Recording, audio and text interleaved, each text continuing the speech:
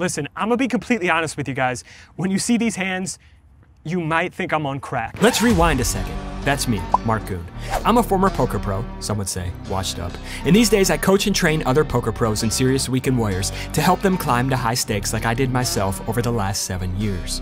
One of the things I kept hearing from our students is, these strategies sound great for high stakes, but I don't know if they'll work in my games. So I had an idea.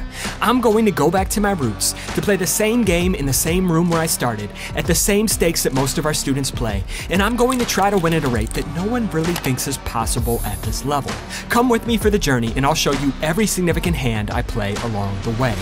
Can I make $100 an hour at low stakes poker?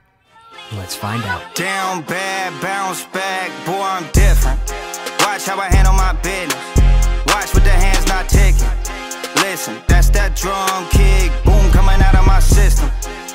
Let's jump into the hands. Very first significant one of the day here. The $10 straddle is on, and the low jack, cutoff, and button limp. We have 8-4 of hearts here in the big blind, so you may be thinking, well, how does this turn into any significant hand at all? Well, I'll tell you here. The small blind is going to raise to $30, and when he chooses a size, I just don't think he ever has a premium hand when 3 people limp, and now he makes it 30 bucks with a $10 straddle on. So this is going to be a very, very, very rare play for me. I'm not a fan of 3-betting trash hands because I think people just call too much. But in this specific scenario, I just don't think the small blind ever has a good hand. I think he's just, this is kind of like one of those pot sweetener type deals. So I'm going to show him exactly where he's at, tell him that he does not have the best hand. I'm going to 3-bet to 140 bucks with the 8-4 of hearts. He is going to call. We are going to go to a flop, which looks pretty decent for me on the surface. It comes ace, queen, deuce, and when he checks it over, as is my MO in 3-bet pots here, I am just going to range bet just about 1/3 pot here. So I go 105 into about 320, and he is going to think it over and call. And if he checks again here, I am going to double barrel and continue to put pressure on him. I think I can get an ace to fold by the river here, but he is not going to check. He actually donks for $230. While my hand pre-flop may be way out of line, this just shows why you can get away with bluffing so much. Whenever they have a good hand, they just let you off the hook. They either check raise the flop, they either check raise the turn, or they donk the turn or donk the river.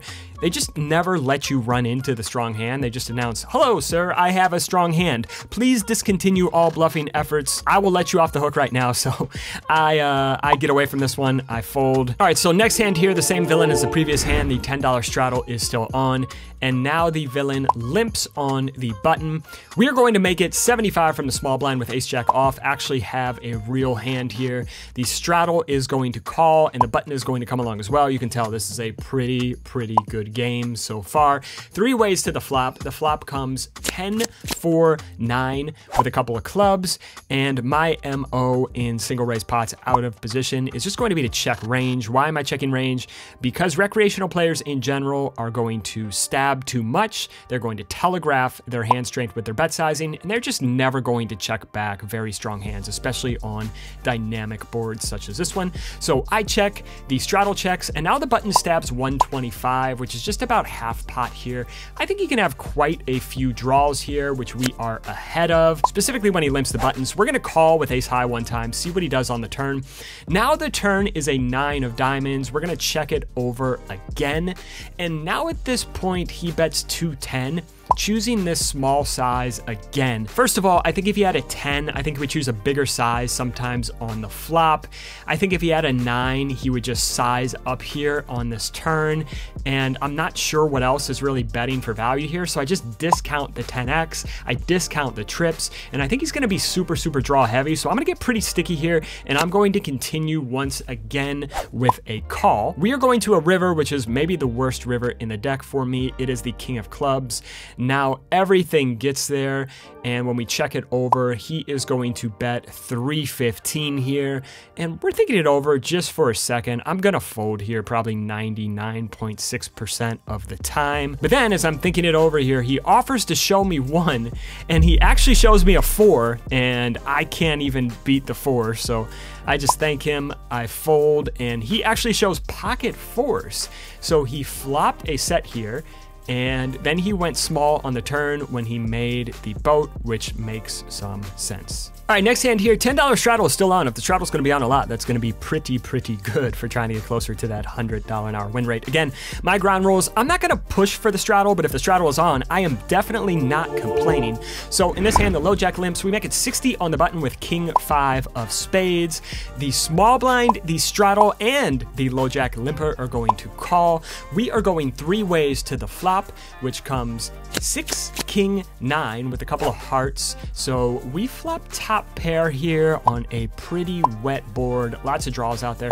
Checks over to us, and we are going to bet $100 hairs here on the button. The small blind is going to get out of the way, and now the straddle is going to go all in for 595 here. And at this point, I'm thinking, you know what?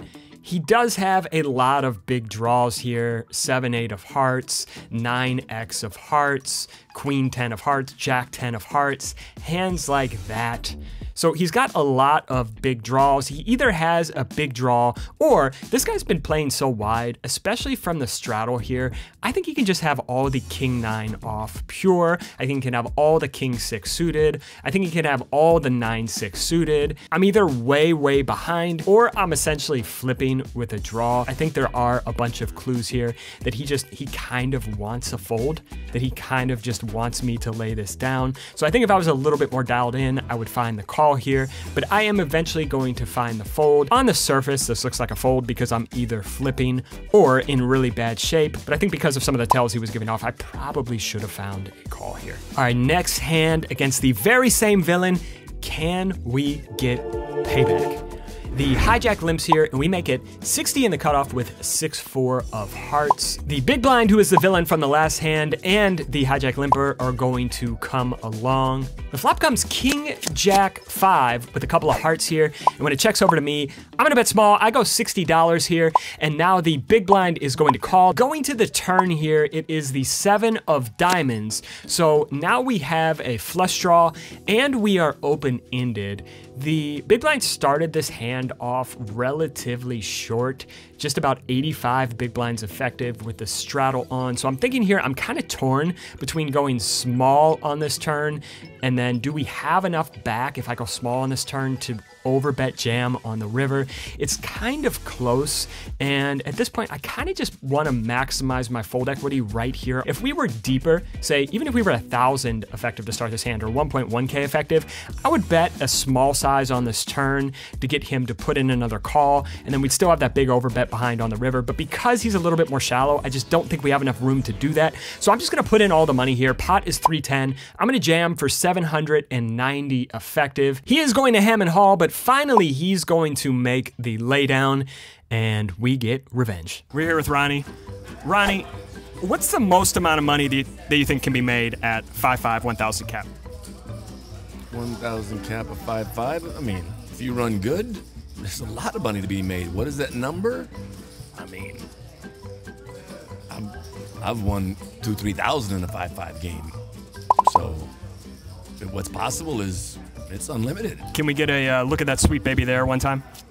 Look at that sweet baby there. All right, next hand here, it may seem like there's really nothing much to this hand, but I think it's important to fight for every single pot and just pick up these small pots all the time. Really helps add to your win rate. So I'm gonna keep this hand in here because even though it's not a huge pot, I do think it's interesting. So we are going to raise to 30 from +1 here with ace-3 of diamonds. The straddle is off. The low jack and the big blind are going to call. We're going 3 ways to the flop, and the flop comes jack, 5, deuce with a couple of clubs, and when it checks over to me, multi-way here with 1 player behind, I'm not going to be doing all that much betting unless I have a very strong hand here. So I check it over, he's going to check back. The turn now comes a 6 of clubs, bringing in the front door flush, and now when the big blind checks, I just think he doesn't really have many flushes because he would just come out and bet this turn after the flop checks through, and I also just don't think that the low jack has many flushes as well because he would stab on the flop when it checked to him. So I'm just gonna put in a big bet here,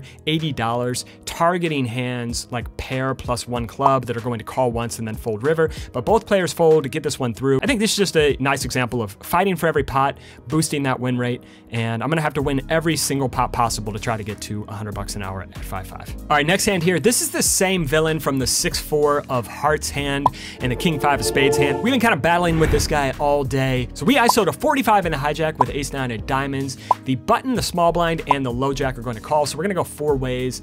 The small blind here is the villain we've been kind of battling with. The flop comes 5, deuce, 5 with a couple of diamonds here. And when it checks over to us, only one player behind us left to act. I don't think this flop is likely to get stabbed at a high frequency. So with a draw to the nut flush, I'm gonna start putting in money myself here. If there were 2 or 3 players behind me, I would probably check here, go for the check raise and try to max fold equity right here on the flop. But I bet 60, and now the small blind, the guy we've been battling with all day, makes it 185. The low jack is going to get out of the way, and we are going to continue as a call here, trying to keep his dominated flush draws in. If he is just spazzing, we'll let him continue spazzing. We may have the best hand with ace high some of the time here. Now the turn is the 10 of diamonds. Look at that sweet baby there. We make the ace high flush, and he comes out and bets 300 here.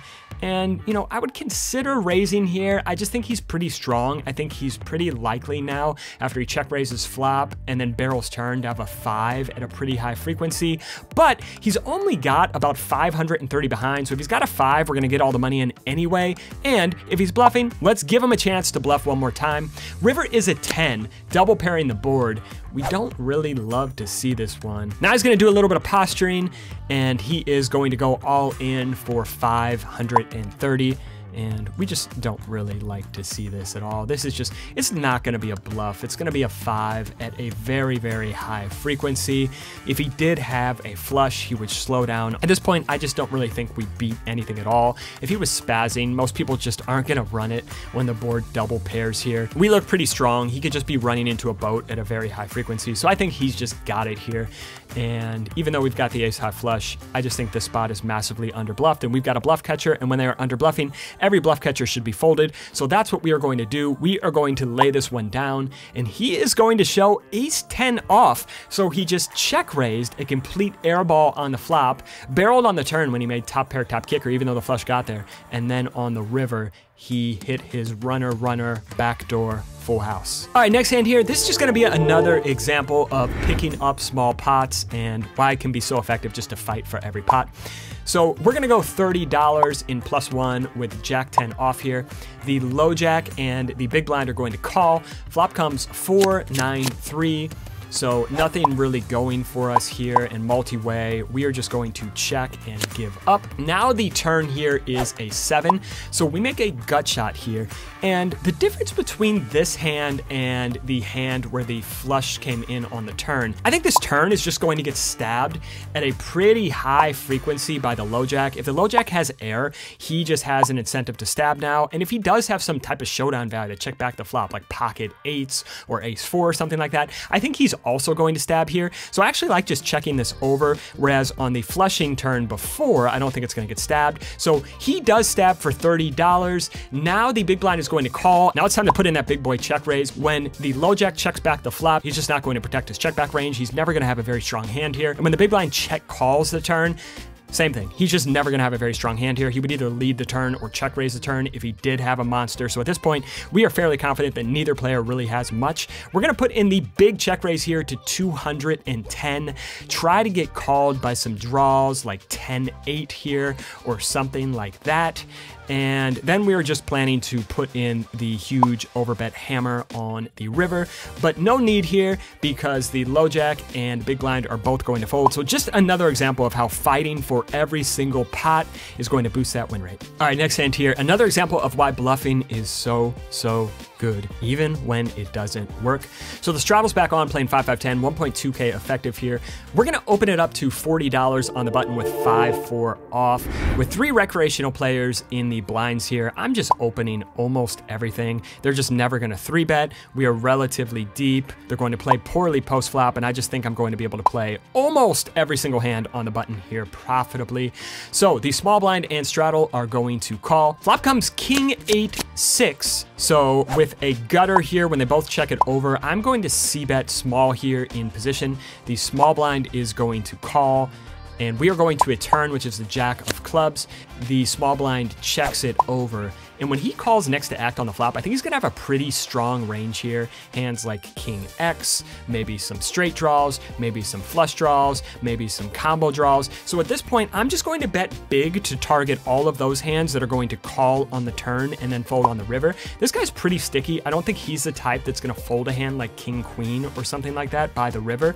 But going big here on the turn, we can get him to call with all those flush draws, all those straight draws, and then get him to fold on the river. But look, he's gonna put in the check raise right now and just announce, hey, I have a set or two pair, and he's just gonna let us off the hook, and we just never have to run into it on the river because they never let you triple barrel bluff when they have a strong hand. All right, next hand here. So this session is not off to an ideal start. We're already stuck, at least a buy-in, maybe more, probably about 1.5K at this point. And we're playing 5-5, no straddle on now. And we are in the hijack with ace jack of hearts. We're gonna raise to 30, and the same villain, I think he's got it out for us, the same villain from last hand who check raised us when we were trying to triple barrel bluff him, he is going to 3-bet in the cutoff to 105. We've got a big suited ace. Haven't seen this guy 3-bet all that much, so probably too light as a 4-bet here. When I do 4-bet out of position, I generally want to go linear, which means good, better, best. So we are going to call. Flop comes queen, deuce, queen. We check, he checks it back.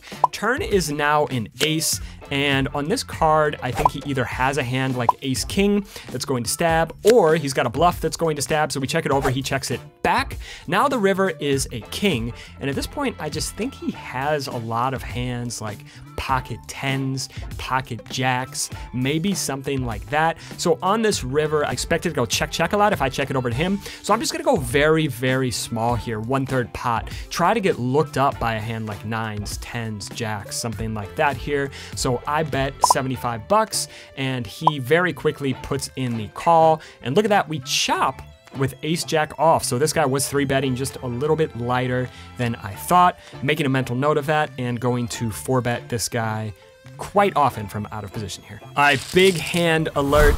The very first big hand of the day. So this hand is against the same villain from last hand, the guy who just 3-bet us.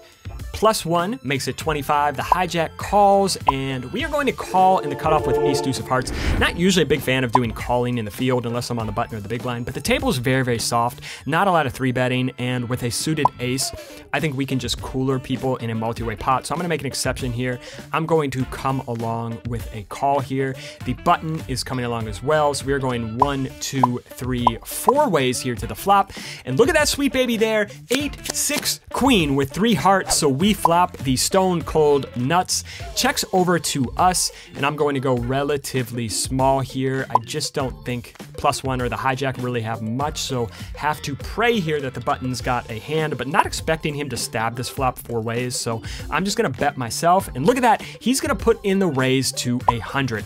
And when he does this, I just think he always has a real hand here. So I just like to think of the spot. Would I ever want to raise him here if I had a bluff? And the answer is no, because I just don't expect I have any fold equity here. So what does that mean? When I have value, I am going to raise him because I just don't think this guy is ever going to fold. He's going to be massively unbalanced in this spot with just value. And so I'm going to put in the bet 3-bet to 300. I think I could probably get away with just going 350 or 400 here. But because we start off the hand 1.4K effective, I think I could just get the money in very easily over 3 streets. He's gonna put in the call. We go to a turn, which is the 7 of diamonds, pretty innocuous. At this point, the pot is just about 700.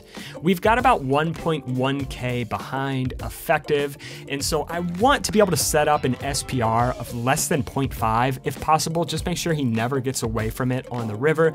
So I think by going 400 here, the pot will be 1.5K on the river, and I'll have just about 700 back. Gonna be really tough for him him to get away from a set or a smaller flush on the river. So I go 400. He is going to tank for a little bit, and he is going to put in the call. Going to the river, praying for a blank, but a blank we do not receive. The river is the Jack of Hearts. I really hate this card because now it's going to be really hard for us to get paid from a set, or even a smaller flush is probably not going to love this spot. So it just makes it very hard for us to be bluffing and downgrades almost any hand that he can have here, except 10-9 of hearts, which makes a straight flush.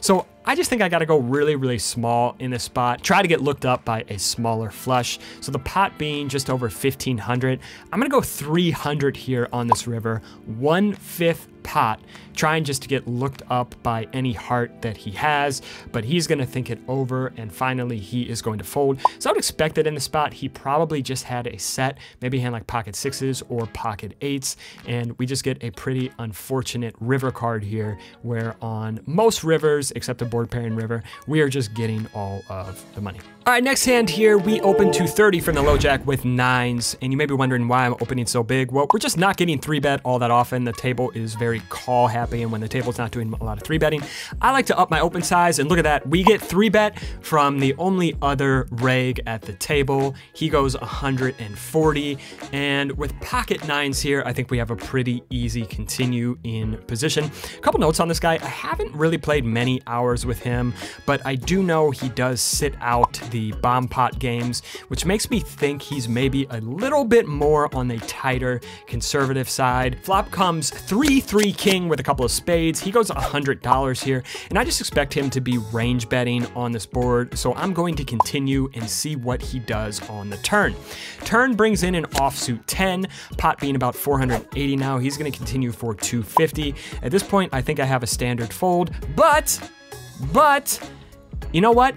I just think most regs in general are going to give up on rivers too much, specifically when they have hands like ace-x of spades or queen jack that picked up a backdoor here on the turn. I just think they get a little bit scared on boards like this and give up the river. So my plan here is to call once more and play Fifth Street Chicken, make him fire that third barrel. I think regs in general, specifically at 5-5 and 5-10, are probably going to massively under triple barrel, especially when they start the hand 300 big blinds deep. So I'm going to make a little bit of a sticky light call here on the turn and make him fire that third bet. Now the river is a complete blank, 5 of hearts, and the pot is about 980. Now, surprisingly, he's going to go all in for 1,135. And, you know, my plan was to play Fifth Street Chicken to fold a lot on rivers, but this has me really curious because I'm not sure he takes this size for value with a hand like ace king or even pocket aces. Maybe aces? Okay, maybe aces. But I think at this point he's repping hands like ace 3 suited and pocket 10s. And I'm not even sure pocket kings will want to jam this river because what exactly are you getting called by if you have pocket kings? So I'm curious. I'm very curious. And you hear me kind of start to talk out loud here. Man, I really don't have a good hand, but I want to put in more money here really bad.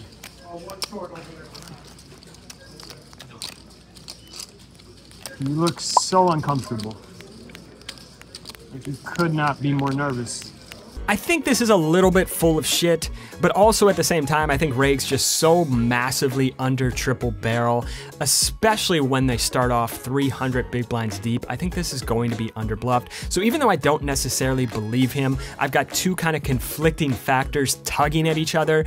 And because I'm not exactly sure of either, I'm just going to let population tendencies kind of override in this spot and just think, you know what, he might have it here. If I could take this hand back after seeing him play a little bit longer, he wasn't quite as tight or conservative as I thought.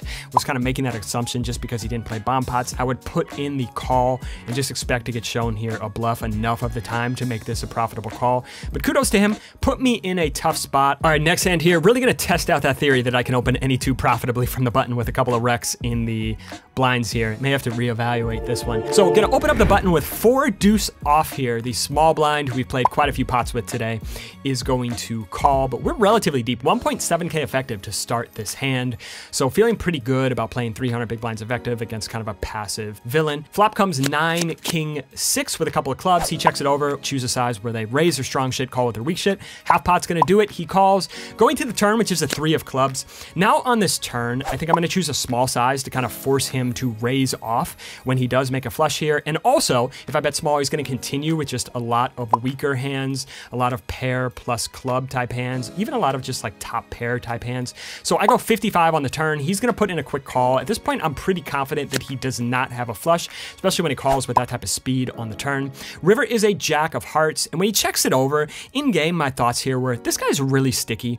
I just want to choose a size where he folds all his single pair king X. Let's just get a hand like king 10 or king 5 suited or something like that to fold. I do think on this river, he's going to make some straights. He's going to make some 2 pair, and I'm not sure those hands are going to fold. So let's just choose a size to get like king 8 suited or something like that to fold. So I'm going to go 4-10, just trying to get top pair to fold. But after thinking through this, I'm not sure if I love this thought process. I just know with pretty high certainty that this guy doesn't really have any flushes here. He's already let us know that even when we put in big bets, he's going to fast play his very strong hands, and we went small on the turn, makes it even more likely that he's going to fast play his flushes and or donk the river. I think I could just get really egregious here and go 900, 1,000, 1,100, something like that, even 4x pot. Get this guy to fold his entire range, and I just don't think this bet of 410 is quite scary enough. And you're gonna see it's not quite scary enough because he's gonna put in the call here. We proudly show the 4 high, and he's gonna turn over king queen off with no club. So the assumptions about this guy being real sticky were right. Needed to just go bigger on this river. If I'm gonna open 100% of hands from the button, I'm just going to have to be sharper post flop. Right now, I think with the way I'm playing so far in this session, this is probably just a losing open. We're here with On Tilt Nick from the On Tilt Boys. What's up, my guy? How we doing? How you doing? Good to see you. I wanna ask you this. So I'm playing 5-5 for the first time in 7 years. Do you think it's possible to win $100 an hour at 5-5 over a big sample? In Texas, yes. So you don't think it's possible in LA? I do not think it's possible in LA. And if you're doing that, you're a god. What do you think the most possible is at 5-5 in LA? 1K cap? 50. 50? 50. That's it? That's it. We're gonna go times 10. We're gonna go times 10. Do you want? Okay, so you won 50K tonight. Yes, I did. Okay, how about we put 50K on it that is north of 80? Oh, I agree. I believe. Hey, inshallah. All right, congrats on the big win tonight. Can't wait to watch back the hands and see. Thank you, bro. I love what you got going on, man. Thanks, man. Appreciate it. Let's go. All right, next hand here, this is how to punish a pro.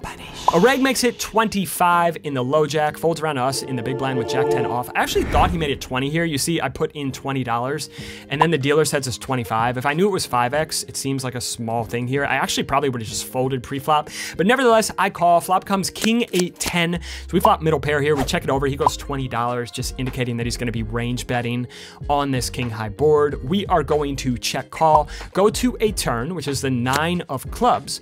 So now we are open-ended with second pair here. We check it over, and now he continues for 75 into 90. And at this point, I think a mistake a lot of players make is just calling because they've got a pair plus they're open-ended. But playing against a thinking player here, I think check raising the turn is the move. First of all, I think regs in general are going to be betting this turn too thinly. They're just going to be betting with king, queen, ace, king, pocket aces, hands like that. And I think all of those hands are going to fold when we put in the check raise here.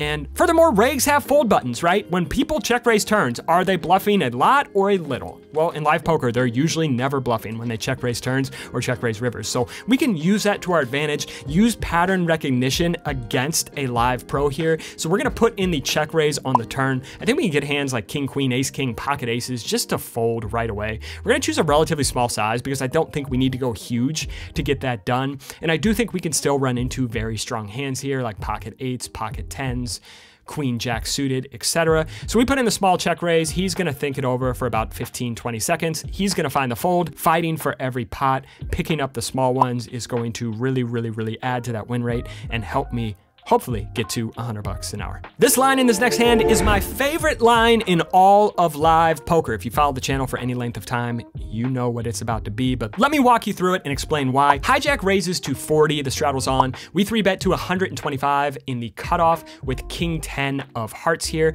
Shout out to the hijack, by the way, said she's a fan of the channel. She likes the short form content. So she is going to call, and the flop here comes king, queen, queen. And when she checks it over, as is my MO in 3-bet pots, I'm just going to range bet.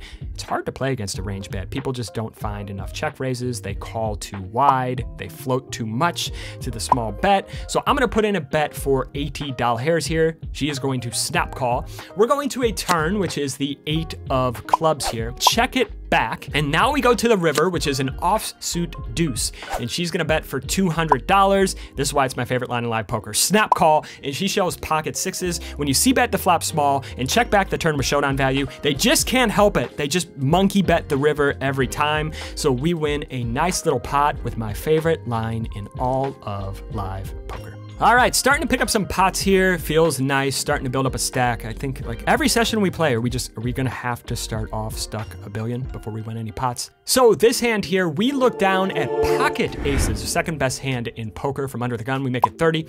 The button calls, and now music to our ears. The small blind is going to go all in for $310. No reason for us to really raise here. We'd like to keep the button in if at all possible. So we are going to call, but the button is going to get out of the way. Flop comes 7, 3, 8. Turn is a deuce, river is an 8, and we are good with pocket aces. So we win a nice little pot. Nice to start picking a few up here and get back to close to even on the day. Next hand here, the straddle is on, and we look down at pocket aces once again. We make it $40 in the hijack, and now the cutoff, who's been our nemesis all day. Same guy who picked us off when we had 4 deuce off, who raised us when we tried to bluff him with 5-4 off. Now he 3-bets to 145 in the cutoff, music to our ears, and we are going to 4-bet here. The only question is what size. We start off this hand about 1.6K effective.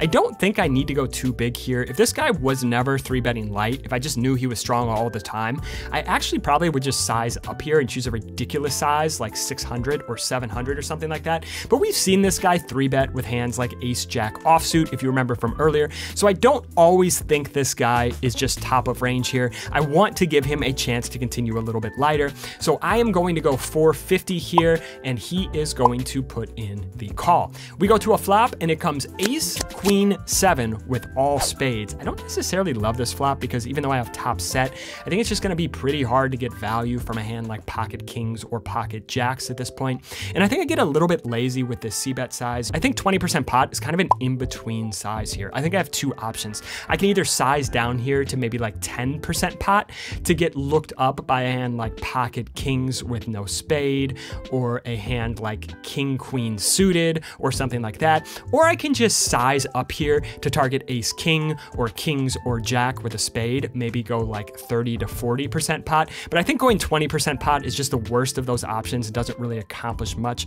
So kind of a lazy size here when I go 20%. He is going to think it over for just a few seconds. He's gonna flip over red kings and fold. All right, next hand here. This is the biggest pot of the day. That's your alert. Here we go. The hijack array is gonna raise to $20 here, and the button is going to make it 80, trying recreational player, maybe playing for profit, not really sure. But we look down at pocket aces in the big blind here. We are going to put in the cold 4-bet to 300, starting out 2.1K effective with the button here. The hijack is going to get out of the way, and the button is going to call, going to a flop, which comes 10, 9, ace with a couple of spades. So once again, we flop top set in a 4-bet pot. This time I'm not gonna make the mistake of going with that medium bet. I'm going to go 75 here into 620 with top set, and the button is going to quickly put in the call. We're going to a turn, which is the deuce of clubs. Now I'm gonna get a little bit tricky here on the turn. If he does have a big draw, he's gonna put in the bet here. If he's got a hand like ace king or ace queen, he's gonna put in the bet here. And I'm really only getting 2 streets from hands like queens, jacks, or kings anyway. So I actually like checking here. I check. He's gonna put in a bet to 325 here. And now this is a really interesting spot, because I want to put in more money here. I think he's got a lot of draws that are just going to be inelastic here. Ace-X of clubs, 10X of spades, combo draws, all types of hands like that. But we're at this awkward stack depth where if I check raise to like 800 or 900 here, we're gonna have about 900 behind. So I think at this point, like his draws are going to be inelastic. I think if he's got a hand like ace king or ace-x of clubs, those hands are going to be inelastic.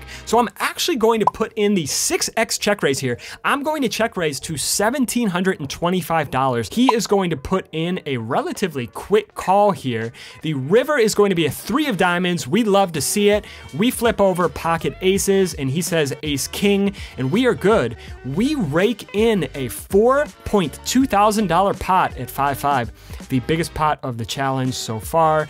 And although I blundered quite a lot of hands earlier today, it's pretty easy to play a 4-bet pot when you flop top set and your opponent flops top pair, top kicker. But nice to get in all the money here on the turn, and we are up quite a bit on the day now here after this hand. All right, next hand. This is just about 4 or 5 hands later. The same opponent from the last hand has reloaded to $1,000, and now he opens to 20 from under the gun. We look down at ace king from the low jack. We're gonna 3-bet to $75 here. The hijack is going to cold call, and now under the gun is going to put in the 4-bet to 275. With all the dead money out there and the fact that the under the gun player could be slightly tilted after losing that big pot, I think at this point we should just be putting in the money. If we call here, we're going to invite the hijack in behind, which we do not necessarily want. We don't want to be playing monkey in the middle post flop. So let's just put in all the money. I think we have the best hand here a lot of the time. There's a ton of dead money out there. So we jam, the hijack is going to get out of the way, and the under the gun player is going to very quickly call. So we're going to a flop. I'll let you guys watch it. Ugh, not all that good for us. He says, do you have anything? I flip over ace king, and he shows 8-9 of diamonds. So definitely on mega tilt here, and he gets back $1,000 from us, but feel pretty good about getting in all the money right there in that spot. All right, next hand here. This one is super interesting. The cutoff rake makes it 20 and the button calls. We are in the big blind with 7-6 of spades. I like to squeeze linear, which means good, better, best.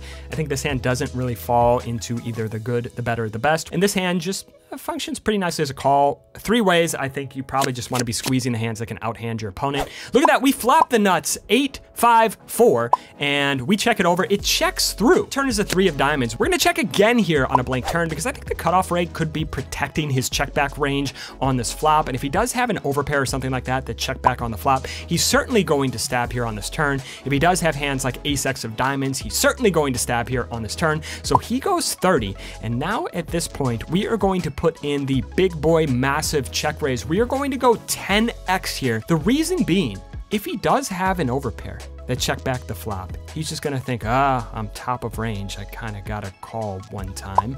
And if he does have ace-x of diamonds, he's certainly not folding. So we put in the big check raise. He kind of tilts his head to the side, pulls his AirPod out, and reluctantly puts in the call. Now the river is an ace, which we don't love, kind of downgrades his hands like queens or kings or something like that here. But I think at this point, we have kind of 2 options. We could choose a relatively small size to try to target hands like queens, jacks, or kings on this river, or we could go for the big boy size to try to get called by ace-x of diamonds. That's going to be non-believing here on this turn, thinking that I'm making a move with a hand like 5-6 or 4-6 suited or something like that. So I'm going to go 900 here into 660. Actually thinking back, I think this is just a little bit too big to try to get called by ace-x of diamonds. I actually like maybe going 700, 600 here, just a little bit better. This is just a big bet for the game. The cutoff is going to tank and tank and tank and tank. And finally, he is very reluctantly